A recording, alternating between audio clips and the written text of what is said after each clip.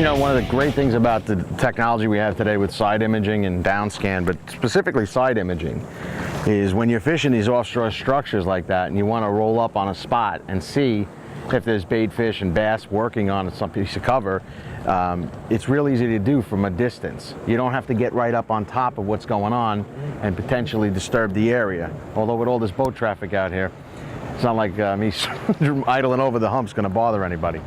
But it does give you the opportunity to see where they're positioned around the structure of the hump. If they're out in front, if they're down on the south side, the upwind side, the downwind side. But it's very useful. Oh, come on, get it. Just pecking at it. Pecking at it, pecking at it. Tack, come on, baby, get it. A lot of people think that when you're fishing on a hump that, you know, they want to focus on the high spot or focus on the hump itself, and that is often the case, hands down.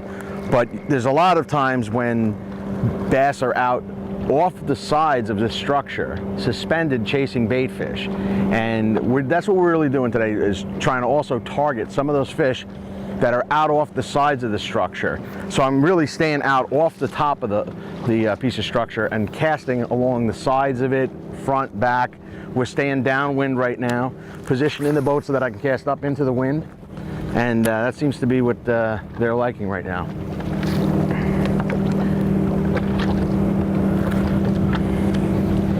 You know, you're going after a moving target when you're targeting these fish. So sometimes you'll come in contact with the bait, the schools of bait, and the fish, and then they kind of chase the bait around and they move away, and you got to find them again. But generally, they stay in and around some form of structure, or they move between structures. Like I just came up on a nice ball of bait here, suspended about 15 to 20 feet down in 32 feet of water. And it's right under my transducer.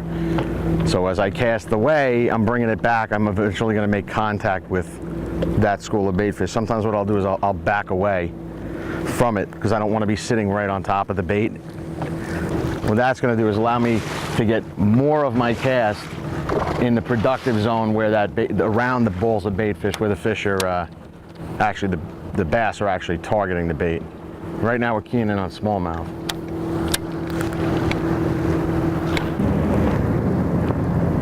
There's one. Nice. Right behind us. Right off. Was a huge ball of bait right here. That one smoked it. Couldn't get a hook in it fast enough though. There's one. Come on, baby, catch up. Gotta catch up to her. Come on. Little one.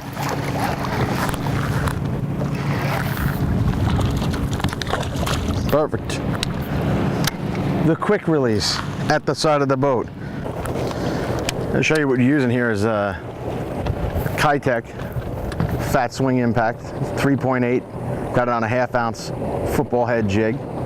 And it's the same bait if you've seen our winter smallmouth video. Same exact setup. 15-pound fluorocarbon. I got a St. Croix medium heavy action Avid series rod, 7 foot. And basically just making long casts and bringing it back through the bait fish. Now you can work this all the way on the bottom, or you can bring it up and work it through the middle of the water column, you know, where the bait fish is actually suspended right now.